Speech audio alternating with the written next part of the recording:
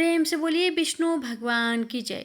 प्यारे भक्तों, आज रसपान करेंगे बैसाख महात्म्य की आज की कथा। श्री सूतदेव बोले, मेष राशि में सूर्य की स्थित रहने पर जो बैसाख मास में प्रातःकाल स्नान करता है और भगवान विष्णु की पूजा करके इस कथा को सुनता है, वह सब पापों से मुक्त हो भगवान विष्णु के परम धाम को प्राप्त होता है। इस विषय में एक प्राचीन इतिहास कहते हैं, जो सब पापों का नाशक, पवित्र कारक, धर्मानुकूल, वंदनीय और पुरातन है।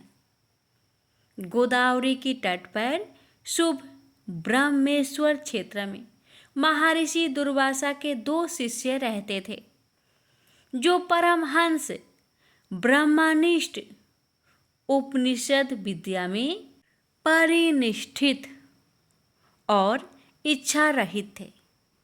वे भिक्षा मात्र भोजन करते और पुण्यमय जीवन बिताते हुए गुफा में निवास करते थे। उनमें से एक का नाम था सत्यनिष्ठ और दूसरे का तपोनिष्ठ।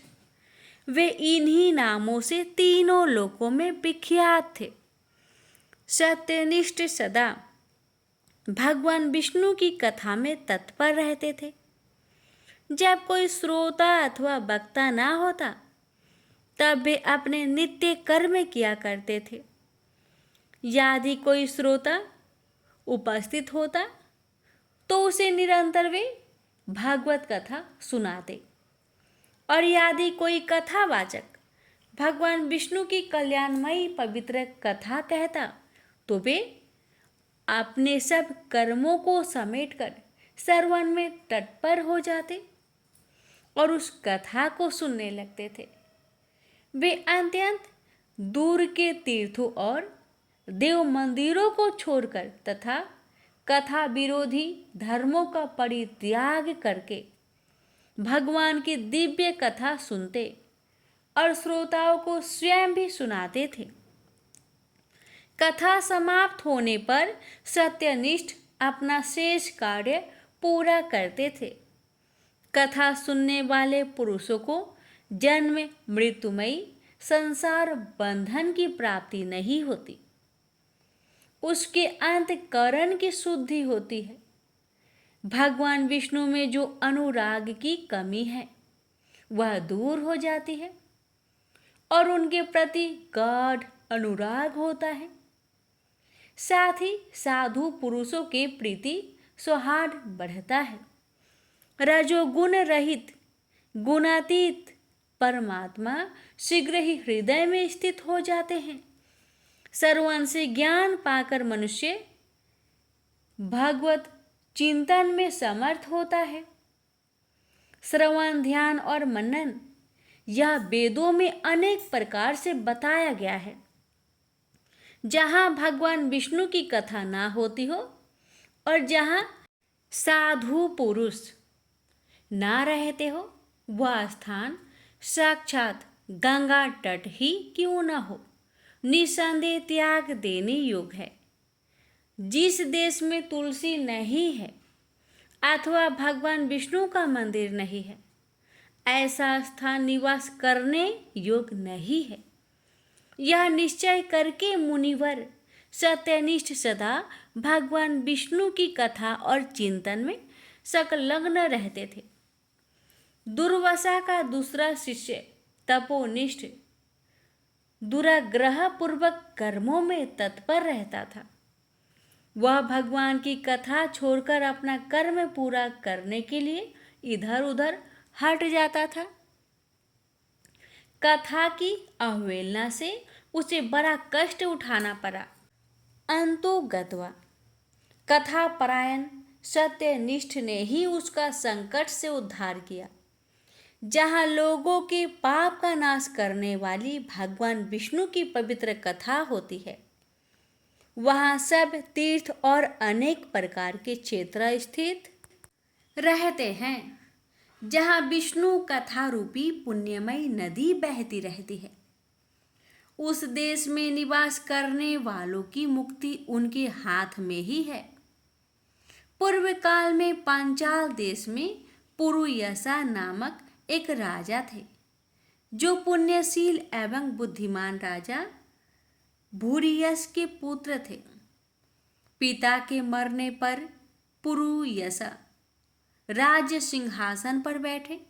वे धर्म की अभिलाषा रखने वाले, शूरता, उदारता आदि गुणों से संपन्न और धनुर्वेद में प्रवीण थे। उन महामती नरेश ने अपने धर्म के अनुसार पृथ्वी का पालन किया। कुछ काल के पश्चात राजा का धन नष्ट हो गया। हाथी और घोड़े बड़े बड़े रोगों से पीड़ित होकर मर गए।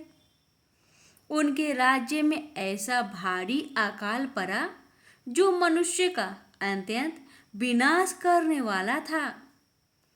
पंचाल नरेश राजा पुरुयसा को निर्बल जानकर उनके शत्रुओं ने आक्रमण किया और युद्ध में उनको जीत लिया। तदंतर पराजित हुए राजा ने अपनी पत्नी शिखनी के साथ पर्वत की कंदराओं में प्रवेश किया। साथ में दासी आदि सेवकगण भी थे। इस प्रकार छिपे रहकर राजा मन ही मन विचार करने लगे कि मेरी यह क्या अवस्था हो गई।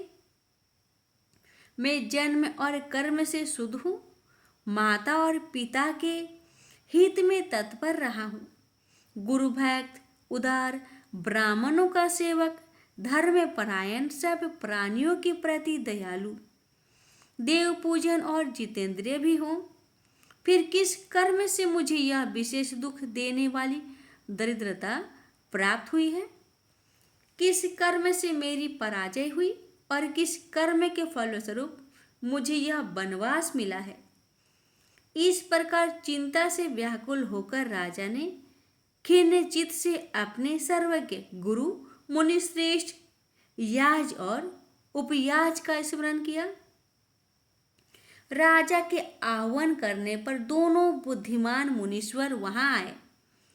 उन्हें देखकर पंचाल प्रिय नरेश सहसा उठकर खड़े हो गए और बड़े भक्ति के साथ गुरु के चरणों में मस्तक रखकर प्रणाम किया। फिर वन में पैदा होने वाली शुभ सामग्रियों द्वारा उन्होंने उन दोनों का पूजन किया और विनीत भाव से पूछा, हे वृपवरो, मैं गुरुजनों में भक्ति रखने वाला हूँ। मुझे किस कर्म से यह दरिद्रता, कोषहानि और शत्रुओं से पराजय प्राप्त हुई है? किस कारण से मेरा वनवास हुआ और मुझे अकेले रहना पड़ा? मेरा ना कोई पुत्र है, न भाई है और न हितकारी मित्र ही है। मेरे द्वारा सुरक्षित राज्य में यह बड़ा भारी अकाल कैसे पड़ गया? ये सब बातें विस्तार पूर्वक मुझे बताइए। राजा के इस प्रकार पूछने पर वे दोनों मुनिश्रेष्ठ कुछ देर ध्यानमग्न हो इस प्रकार बोले, हे राजन, तुम पहले के 10 जन्मों तक महापापी व्याध रहे हो। तुम सब लोगों के प्रति क्रूर और हिंसा परायण थे। तुमने कभी लेश मात्र भी धर्म का अनुष्ठान नहीं किया। इंद्रिय संयम तथा मनोनिग्रह का तुम में सर्वथा अभाव था। तुम्हारी जीवा किसी प्रकार भगवान विष्णु के नाम नहीं लेती थी। तुम्हारा चित्त गोविंद के चारों चरणारविंदों का चिंतन नहीं करता था और तुमने कभी मस्तक नवाकर परमात्मा को प्रणाम नहीं किया। इस प्रकार दुरात्मा व्याधन का जीवन व्यतीत करते हुए तुम्हारे 9 जन्म पूरे हो गए हैं। 10वां जन्म प्राप्त होने पर तुम सर्व पर्वत पर पुनः व्याध हुए। वहाँ सब लोगों के प्रति क्रूरता करना ही तुम्हारा स्वभाव था। तुम मनुष्यों के लिए यम के समान थे, दयाहीन, शस्त्रजीवी और हिंसा परायण थे। अपने स्त्री के साथ रहते हुए राह चलने वाले पाथिकों को तुम बड़ा कष्ट दिया करते थे, बड़ी भारी सठ थे। इस प्रकार अपने हित को न जानते हुए तुमने बहुत वर्ष व्यतीत किए। जिनके छोटे छोटे बच्चे हैं, ऐसे मृगों और पंछियों के वध करने के कारण तुम दयाहीन दुर्बुद्धि को इस जन्म में कोई पुत्र नहीं प्राप्त हुआ। तुमने सबके साथ विश्वासघात किया, इसलिए तुम्हारे कोई सहोदर भाई नहीं हुआ। मार्ग में सबको पीड़ा देते रहे, इसलिए इस जन्म में तुम मित्र रहित हो। साधु पुरुषों के तिरस्कार से शत्रुओं द्वारा तुम्हारी पराजय हुई है।